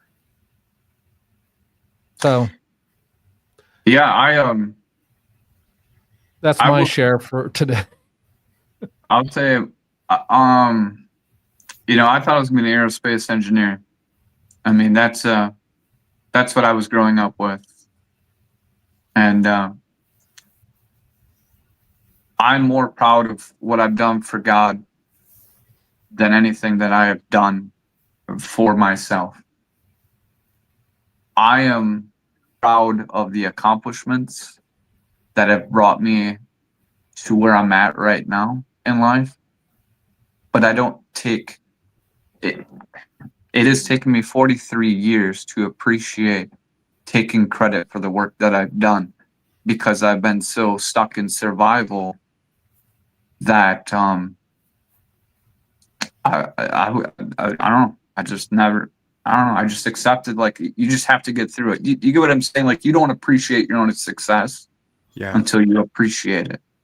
Right. And it's not even the success that you will appreciate, but the journey that brought you to where you are now successful. You will appreciate that more.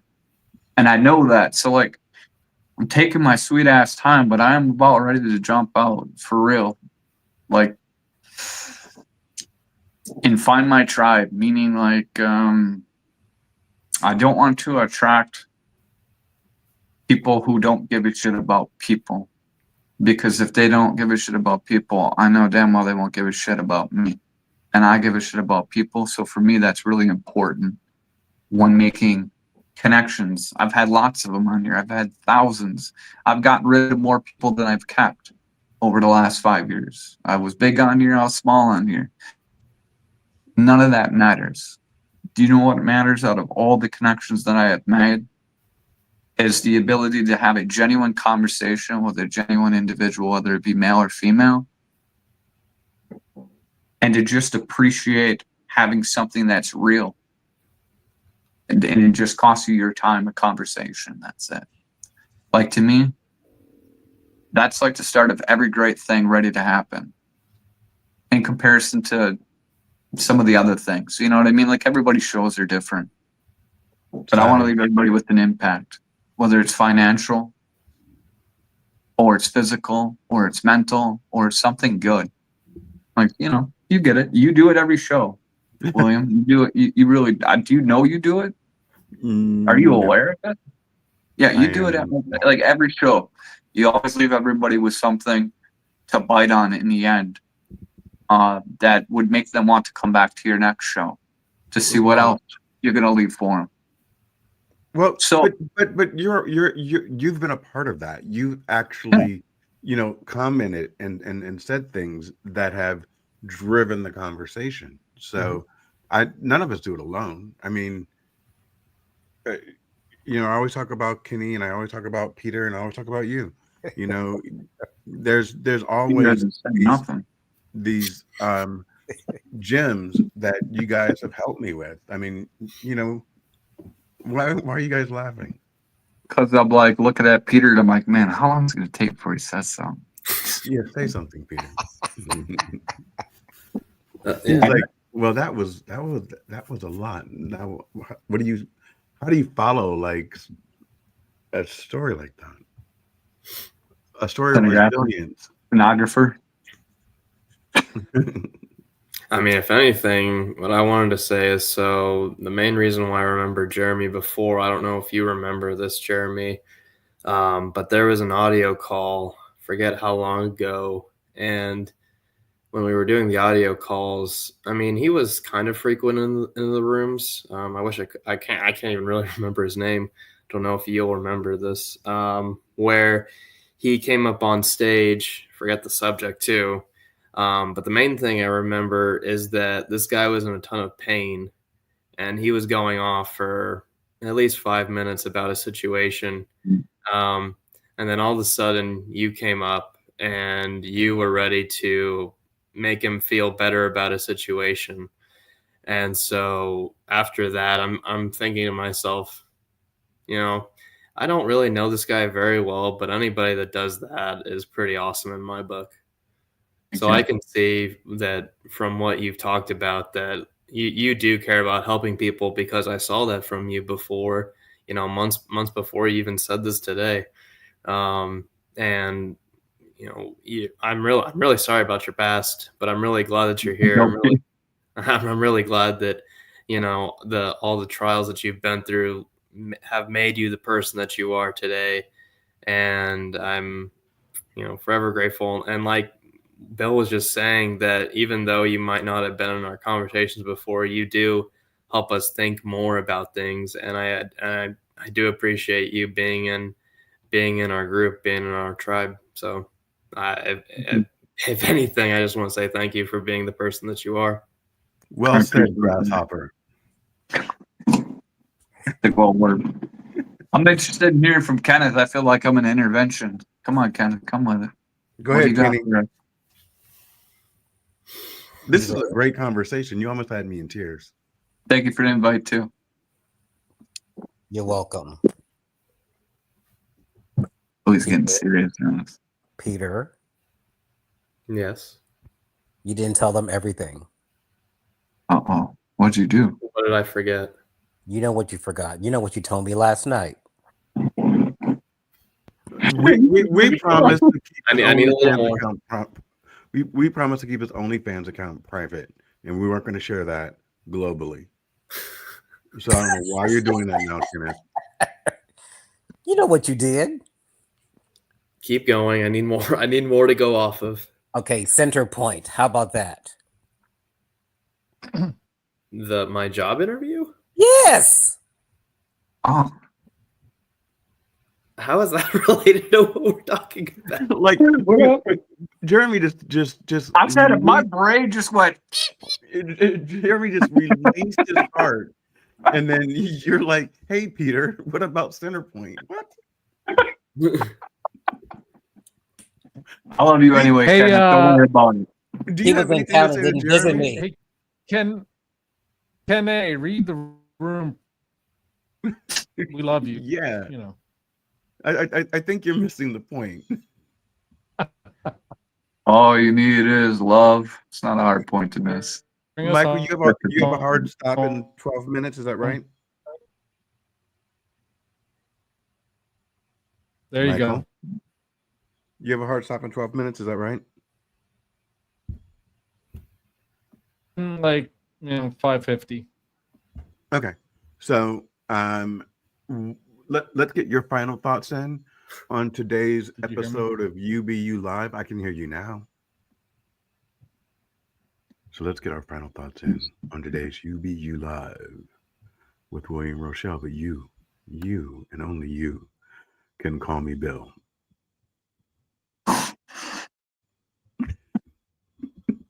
You got to stick with that. I like that. That's $1 million right there. Go ahead, Michael. Your final thoughts, my friend. Dr. LeBlanc, poet.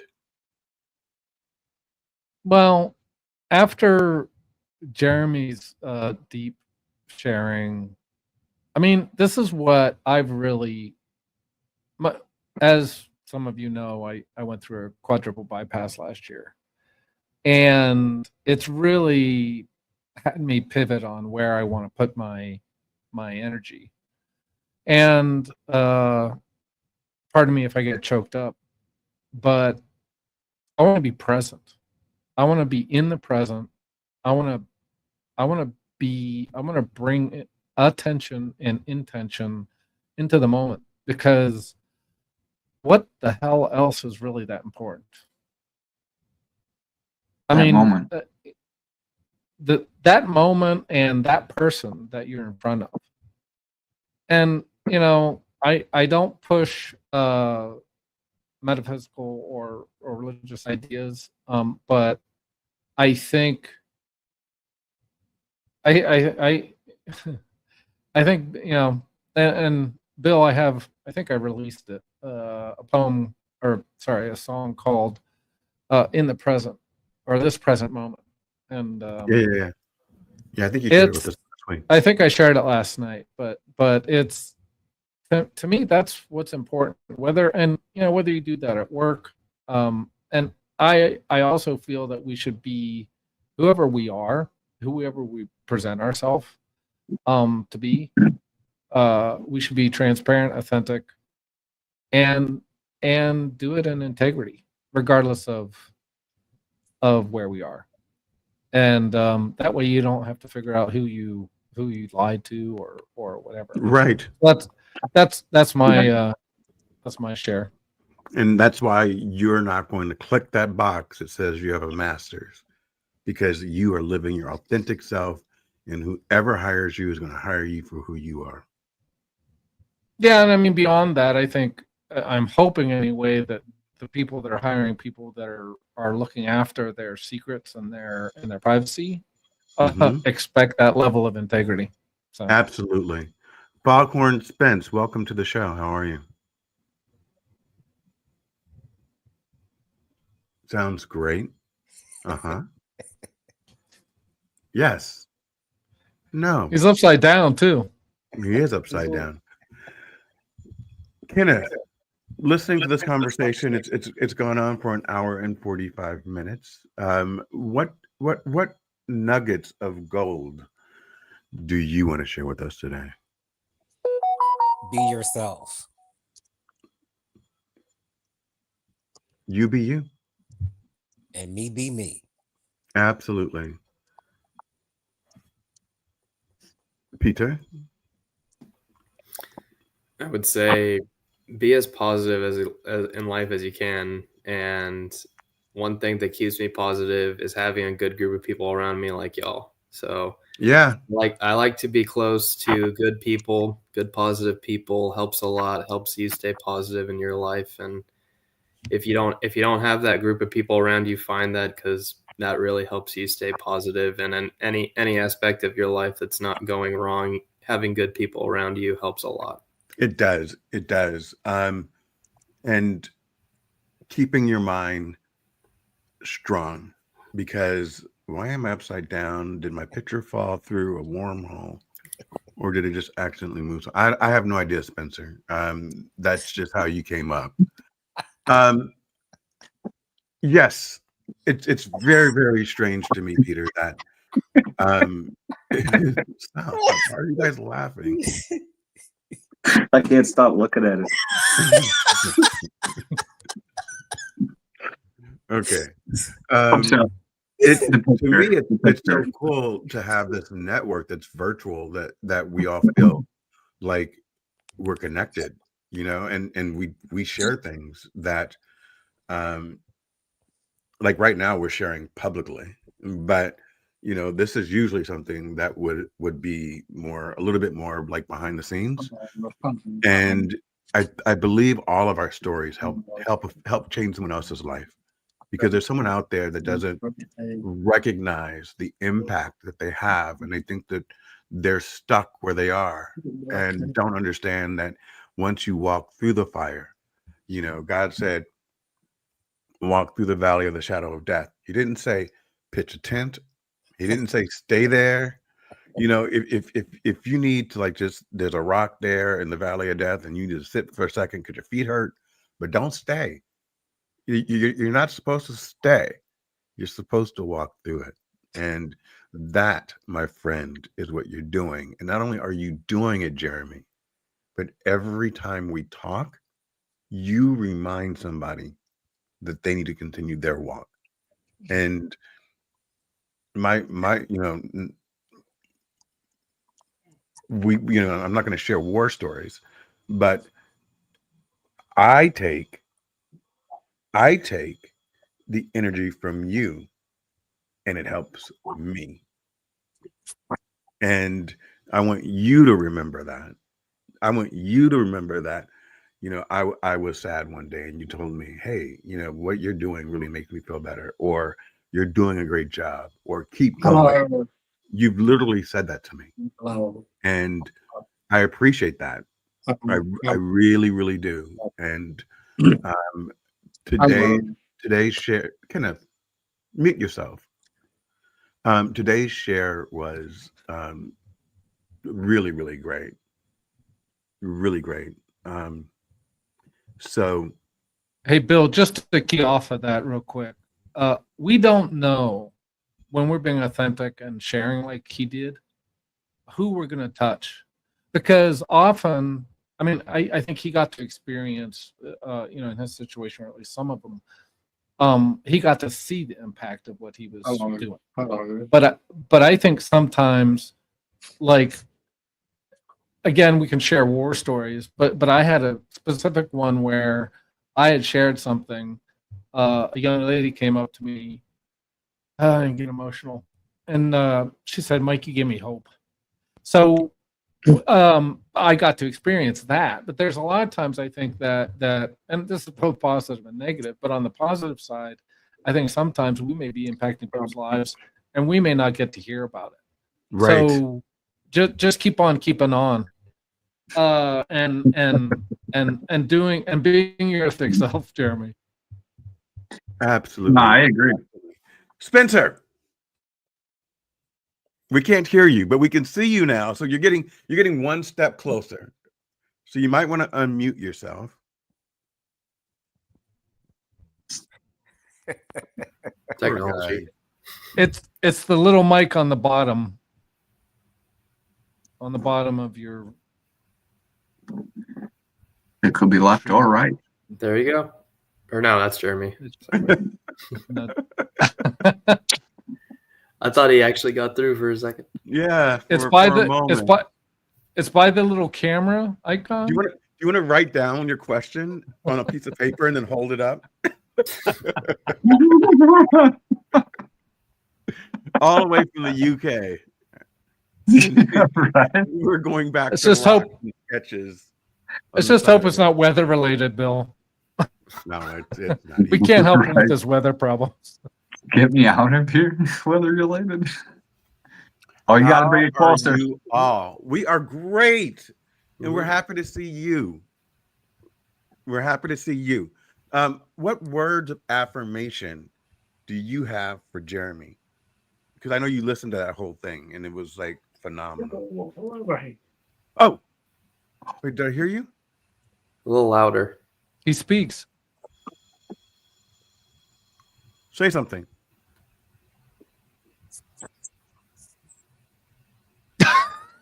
Maybe if you address the person you want to speak with his hand over his mouth, He was struck.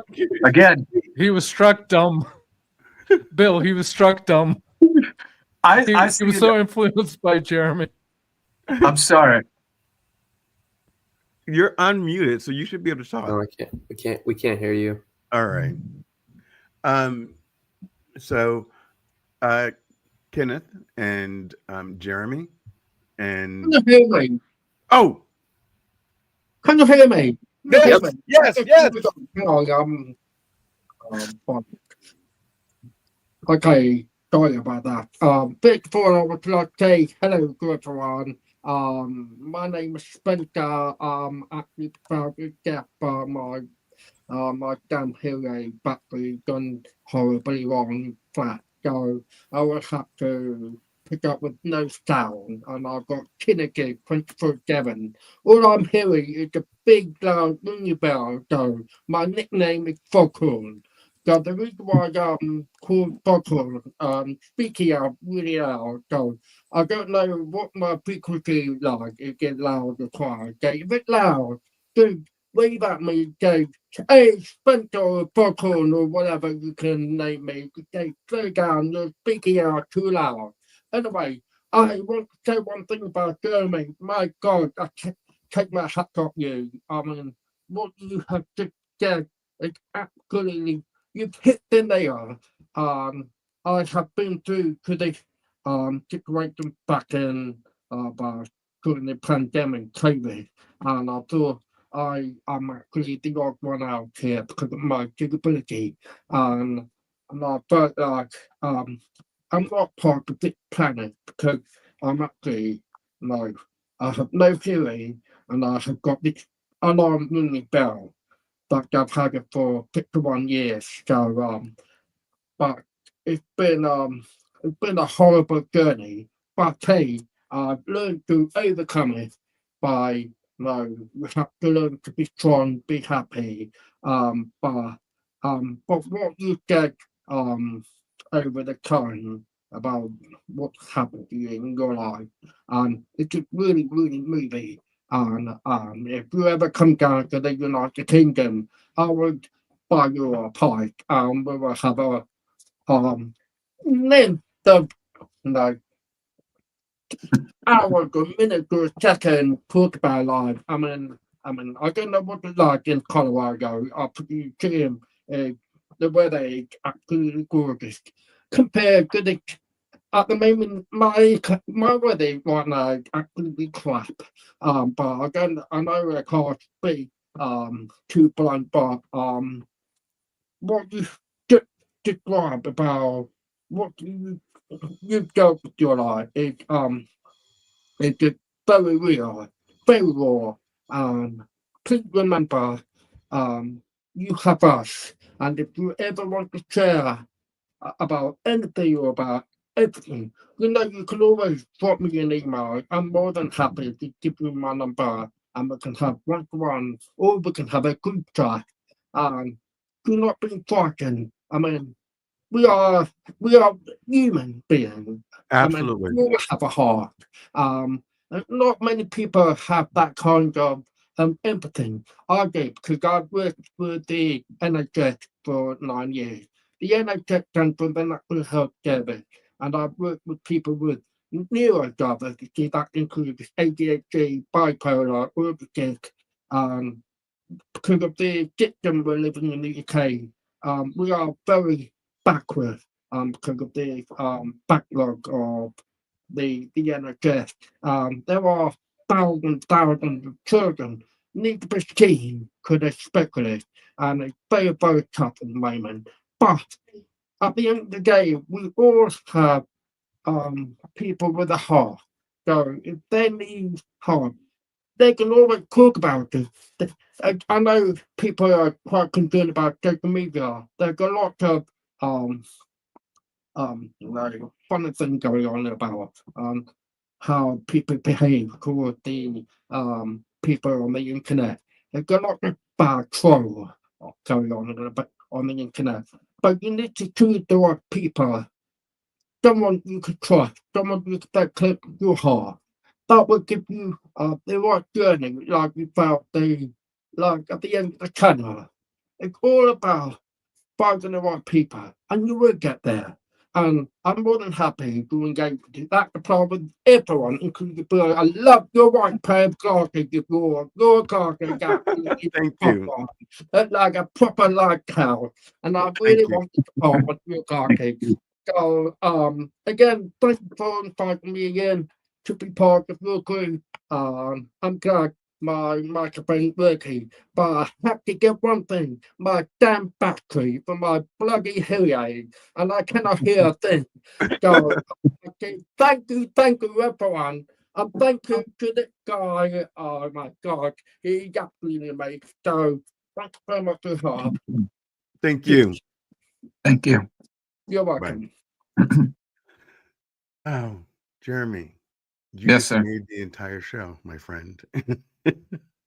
Not my intent. I like to. No, you were beautiful. I You were appreciate it. beautiful. I see.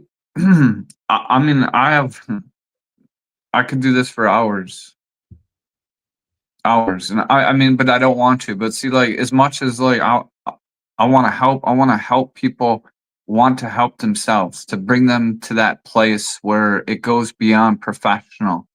You know, it goes into the personal, and it positively affects business. It positively affects social interactions and changes by bringing about different ways of dealing with certain situations when the old ways are broken. And Yeah, clearly they're broken because they're repeated. yeah, yeah. I am. I believe Jeremy and Peter, and Spencer, that Michael and I come from a different generation, and the fact that we are now as men able to say, Michael said it earlier, I'm getting emotional. That's a very hard looking guy right there, you know, Officer LeBlanc. And he's getting emotional. It is it no, but seriously, I mean, we I get couldn't it. say that. We're told, man up, you know, and that's Can I say it? That go ahead. man up, that man up. So in Colorado, I hadn't cried except for when I left, and I didn't cry until he saved my life. I didn't cry when I got pushed off the mountain. I didn't ask him to save me. I didn't ask him to forgive me. I just said I did my best and I saved my own life. Not knowing that that was going to work, but it worked. But my point is like nothing compares. Like all the things that I wanted to do to help people, nothing compares like what he's done for me. And being able to witness it, not a second later, immediately. The very last thing I did, you guys, I'm gonna leave you with this. Because I didn't come to steal your show. I don't come to steal anybody's No, show. no, no, no, no, no, no. No I one just want thinking to that. say that though, but some people fucking hate it, and I understand why. I like to contribute, not steal. So my point is this: is that you really never know sometimes how important a selfless decision that takes away from you gives life to somebody else. And what most people don't realize is because they feel they keep giving and not getting. But what you're doing is you are getting. You're getting new space to fill that space with something that was better than what you gave away. And so the gifts just keep getting better. The giving keeps getting better. The love keeps getting better. The way people treat me, the way I treat other people keeps getting better. But in those moments, nobody knew. They treated me based on what they observed and seen, but they never see nothing else, you know? So it's like, it's hard to know the end result of what you're doing, even when people are hurting you, not understanding or knowing the results of what you're doing, and to take it anyway and forgive them, even if it's hurting you, even if it's your life on the line. Like seriously, like I can't say it enough. I will never have an Jeremy, argument. Jeremy, there's About a it. saying, when you're getting flack, you're over the target. Sorry. What? Did you Wait, hear that? no, I said- heard it. I didn't understand it. when you're getting flagged. When you're getting flack, you're Oh. over the target. In other words, if you're getting negative feedback, now sometimes it's legitimate, but a lot of times if you're up against something that just doesn't make sense from a negative perspective, chances are you're doing the right thing. I've gathered that. Now, Well, I also want to say, and I'll leave you with this. This is my last thing. By the way, I can stay, but I believe that that a very wise man once said, "Love your neighbor as yourself." But in order to love your to know that you're in order to love yourself, and I'm not talking about narcissistic love, Right. talking about really kind of a healthy self love. Just know that you're loved, and I mean loved by an unquenchable source. And so when we are, Jeremy, when you're reaching out to someone like you did, you are the conduit. But there's something about it, at least it's been my experience, that the dividends that you get when you're helping someone are just unbelievable. Now, they may be emotional, they may not be monetary, but Yep. again, I don't think we know what the impact of I think sometimes we get to see the impact, sometimes we don't, and that's okay, because I think if Well, we know anyway. that we're giving love, yeah, you can call it karma, you can call it whatever you want. I think it gets returned, and I know when I help people, particularly like if it's, I used to say if if it doesn't hurt, it's not enough. I don't really believe that anymore. But I think that it's incredible, what you talked about, and I am so grateful to Bill and the rest of the gentlemen here for sharing so openly. Thank you so much, And proud including of you, Mr. Jeremy. Spencer. Absolutely. Thank you. And Spencer as well. So, do you guys want to wrap it up? Hello. Peter said, yes, hell yes. I gotta leave at 5:15 to go pick up the fiance, so I'm good whenever everyone else is. Okay, so I'm going to end now. Okay. Kenneth will schedule, hopefully, maybe a go brunch later tonight, because you're going to go pick up your girlfriend. Then after that, or your fiance. Then after that, maybe I'm free after that. Yeah, maybe we can get together again. Okay. I did write a new theme song for my show. So it's two parts, right? So the intro was played in the beginning, and so now I want everyone to stay for the outro. So everyone stay, don't leave, and we'll come back and we'll have a private conversation. Are you ready, Kenneth? Yes. Okay, because I want you to listen. So this is the second half of the song. All right, ready? Focus in.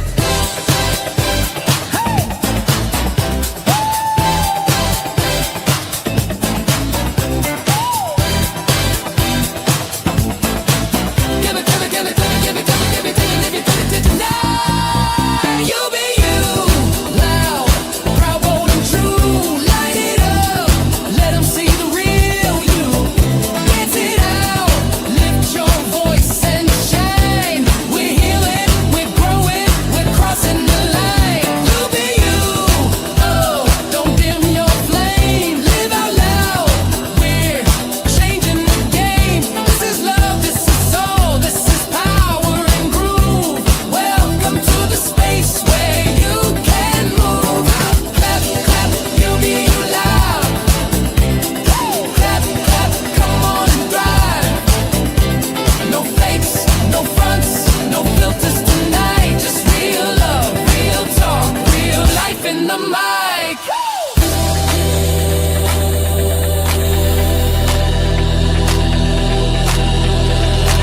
Focus in.